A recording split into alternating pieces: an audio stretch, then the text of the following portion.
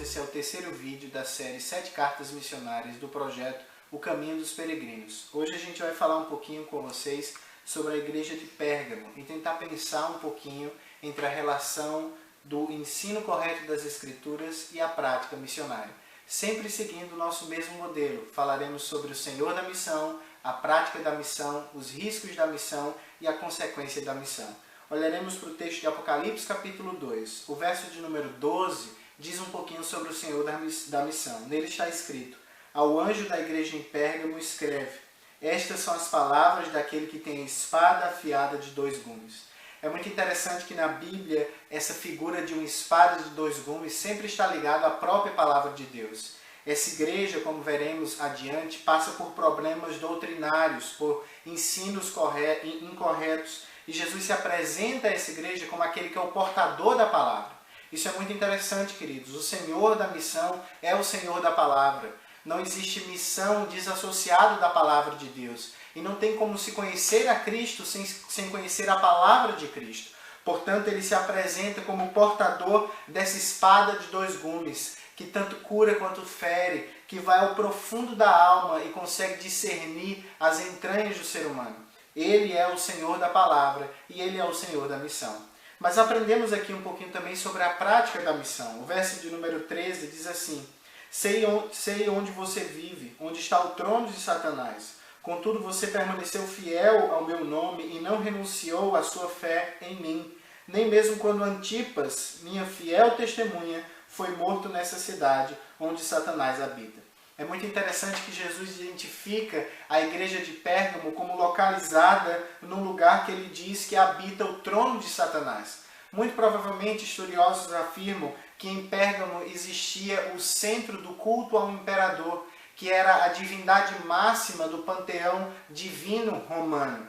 Queridos, ao falar sobre isso, Jesus identifica que por vezes na prática missionária nós estaremos no terreno do inimigo. Nós estaremos em lugares hostis à palavra de Deus. Lugares onde verdadeiramente Satanás habita. Mas é interessante que em meio a isso tudo, Jesus identifica em algumas pessoas daquela igreja pessoas fiéis. Fiéis à sua palavra, fiel ao seu ensino. Fiéis até mesmo em face da morte. Fiéis mesmo quando um dos seus líderes, Antipas, é morto naquela cidade. Interessante que essa igreja e esses irmãos vivem a verdade que falamos alguns vídeos atrás, do ser fiel até a morte e dar-te-ei a coroa da vida. Mas o que é interessante, queridos, é que Cristo chama esse líder, Antipas, de minha fiel testemunha. Interessante que na história nós não conhecemos muito sobre esse homem. Nós não sabemos muito sobre a vida dele. Mas o próprio Cristo chama de minha fiel testemunha. Eu entendo que o campo missionário e a vida missionária precisa de mais homens como Antipas. Homens que nunca serão conhecidos pelos grandes congressos. Homens que nunca estarão em frente aos grandes holofotes. Homens que nunca pregarão para multidões. Homens que possa ser que serão esquecidos na terra. Mas homens que serão lembrados no céu como minhas fiéis testemunhas. Que sejamos nós, uma geração que por mais que seja esquecida perante aos holofotes desse mundo, seja lembrado nos céus como a geração que foi fiel testemunha de Cristo. Mas nós aprendemos aqui também um pouquinho sobre os riscos da missão. O verso 14 diz assim: no entanto, tenho contra vocês algumas coisas. Vocês têm aí pessoas que se apegam ao ensino de Balaão, que ensinou Baraque a armar ciladas contra os israelitas, induzindo-os a comer alimentos sacrificados a ídolos e a praticar imoralidade sexual. De igual modo, vocês têm também os que se apegam aos ensinos dos nicolaítas. Queridos, essa igreja tinha um grave problema doutrinário.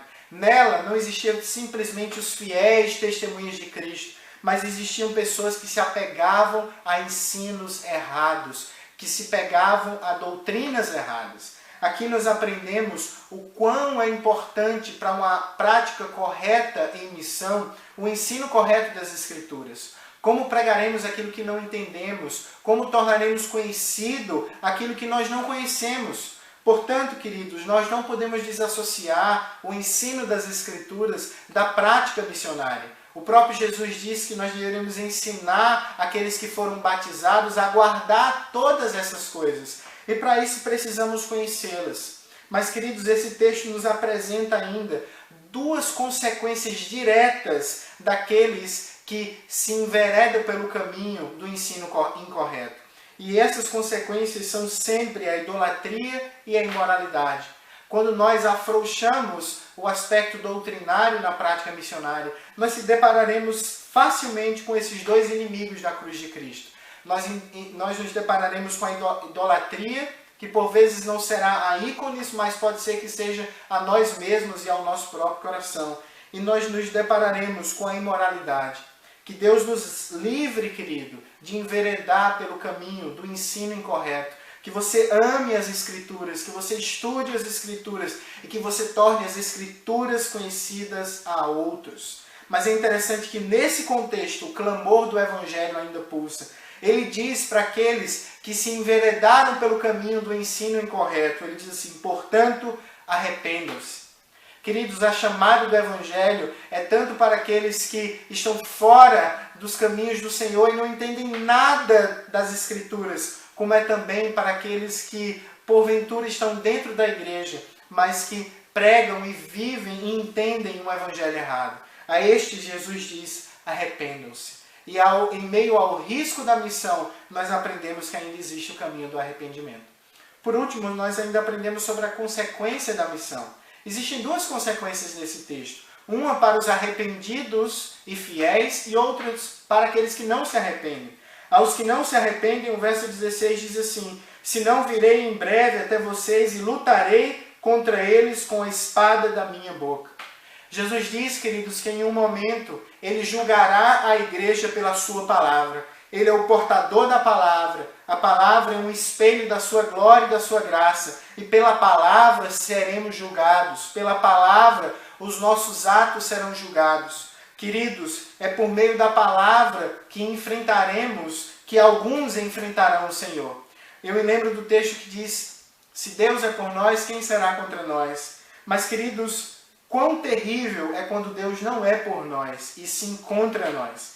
Isso é uma grande advertência aqui. Aqueles que se enveredam pelo caminho da frouxidão teológica se depararão com aquele que é o portador da palavra e ele os enfrentará. E não existe, queridos, escapatória frente a essa batalha. Mas ainda tem uma consequência para aqueles que dão ouvidos à palavra do Senhor. O texto diz no verso 17, aquele que tem ouvidos ouça o que o Espírito diz às igrejas. Ao vencedor darei do maná escondido. Também lhe darei uma pedra branca com um nome nela escrito, conhecido apenas por aquele que o recebe. Queridos, Jesus usa duas figuras muito claras aqui e muito conhecidas em sua época, mas que por vezes se perde na nossa compreensão hoje em dia.